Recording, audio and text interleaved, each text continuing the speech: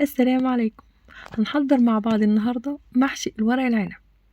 هنحضره مع بعض من الألف للياء. أول حاجة هنسلق الورق العنب، وهقولك ازاي تسلقيها بالطريقة الصح اللي ما تخليش ورق العنب يتهري منك.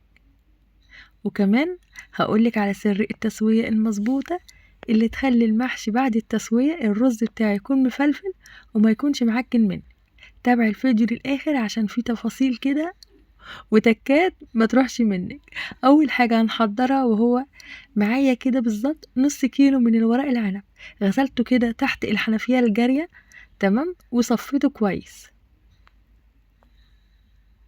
انا بحب يا جماعه اغسل الورق العنب قبل ما اسلقه يعني. معايا كده حله على النار، وضفت كده نص الحله ميه، نصها كده ميه، تمام. الميه ضفت لها حاجه؟ لا، ما ضفتش اي حاجه خالص في الميه، تمام. اول ما تبتدي كده تغلي، تعالي بقى نشوف هنسوي الورق العنب ازاي. شايفين اول ما تنزل كده وتاخد لون من تحت، هي ثواني وهقلب كده الناحية التانية. اوعي تخليه دقيقة زي ما الناس بتقول او دقيقتين، هتلاقي الورق العنب اتهرى منك خالص واتقطع. اول ما ياخد معاكي لون كده خلاص طلعيه على طول. واهم حاجة تطلعيه على مصفى وتفرطيه كده في المصفى عشان ما يكملش السوا بتاعه، تمام. يعني افرديه كده في المصفى بتاعته عشان يبرد كده معاكي بسرعة وما يكملش السوا بتاعه. هعمل معاكم حبة كمان. شايفين نزلت الكمية، هضغط بس كده ضغطة بسيطة، واول ما ياخد لون على طول من تحت هقلب الناحية التانية.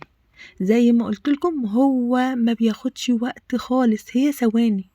شايفين مجرد ما ياخد معايا لون كده بسرعة هطلعه على المصفى. واهم حاجة ان انا افرده عشان ما يكملش السوا بتاعه.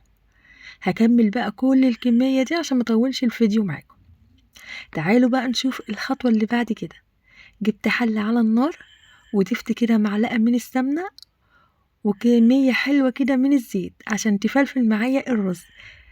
اما معلقة السمنة بقى عشان تدي طعم حلو جدا للمحشي، تمام. جبت كمان بصلتين كبار وافرمتهم كده ناعم، نزلت بيهم بالشكل ده وهقلب. نزلت كمان رشة بسيطة كده من الكزبرة الناعمة، بتدي ريحة حلوة جدا جدا اثناء التسوية. اول ما البصل بتاعي يكرمل معايا كده وياخد لون ذهبي، انا بقى مجهزة عصير الطماطم، تمام.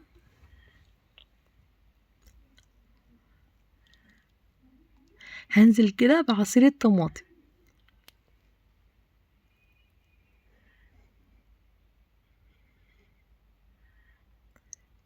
هقلب بقى عصير الطماطم بالشكل ده.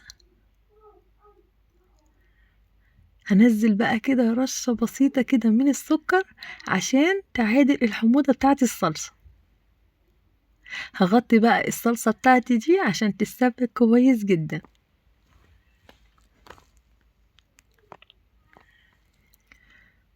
خلاص هي اتسبكت كويس، شايفين ما شاء الله.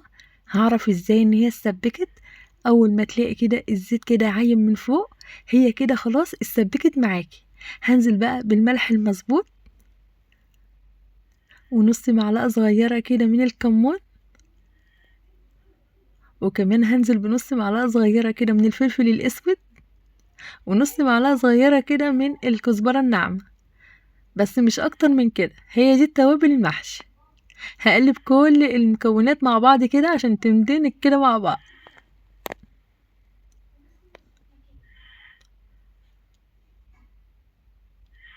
تعالوا بقى نتكلم عن كمية المحشي اللي هي نص كيلو من الورق العنب هتاخد قد ايه من الرز. طبعا انا كنت غاسله كيلو من الرز عشان كنت عايزه اعمل جنبيه فلفل. فهقولك الكميه اللي هتاخدها بالظبط الورق العنب. انا طبعا سلقت نص كيلو من الورق العنب، تمام. نص كيلو من الورق العنب. هتنزلي الرز قد ايه؟ 900 جرام من الرز، تمام.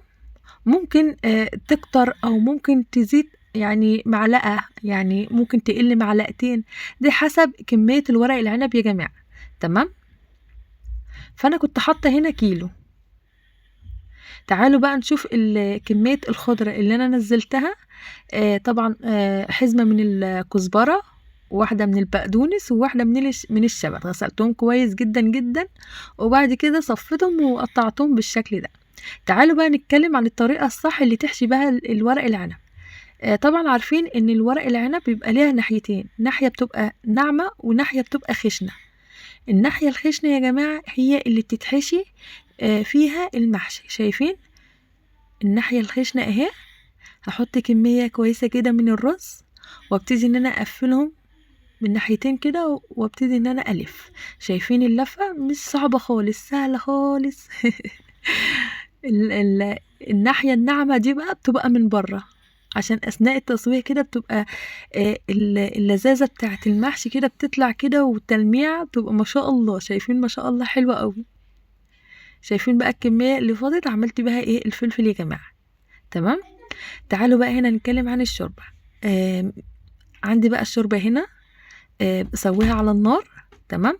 وعندي كده معلقة من الصلصة اللي هي خدتها كده من تخديعة المحشي. تمام. نزلت كده نص معلقة صغيرة كده من الملح، حسب بقى الكمية اللي انت هتحطيها، يعني حطي كمية الملح المظبوط. ونزلت كده بمكعب دجاج، مش عايزة تنزلي بيه خلاص مفيش اي مشكلة خالص. تمام. وعندي كده نص عصرة ليمونة، بتدي مزازة حلوة جدا جدا اثناء تسوية الورق العنب. تعالي بقى اقولك على سر التسوية المظبوطة للمحشي من غير ما يعجن منك. نزلت الشوربة بالشكل ده، وهز الحلة كده من ناحيتين عشان تنزل من الجناب، واخر كده صباع من المحشي. خلاص كده يدوب هو اخر صباع كده من المحشي، تغطيه كده من كمية الشوربة، ما تزوديش عن كده عشان ما يعجنش منك. تمام. هغطي عليه النار واخليه يغلي، وبعد كده اشيل الغطا. تمام. وفي كمية كده بسيطة خالص من المية، يعني خلاص هو ابتدي ان هو يتشرب. هوطي عليه النار عشان ما يتحرقش مني. تمام. شايفين ما شاء الله بعد التسوية شكله خطير، حلو جدا جدا. اثناء التسوية عايزة اقولك ان كان قالب البيت كده. ريحته كانت قلب البيت. عايزة اقولك ان خطير وطعمه حلو ومفلفل ما شاء الله. يلا اعملي على التكات المظبوطة دي، وان شاء الله تطلع من ايدك زي العسل. شايفين ما شاء الله الرز مفلفل جدا. لو وصلت لحد هنا يا قمر ما تنسيش تعمل لايك واشتراك للقناة عشان يوصلك كل جديد بإذن الله.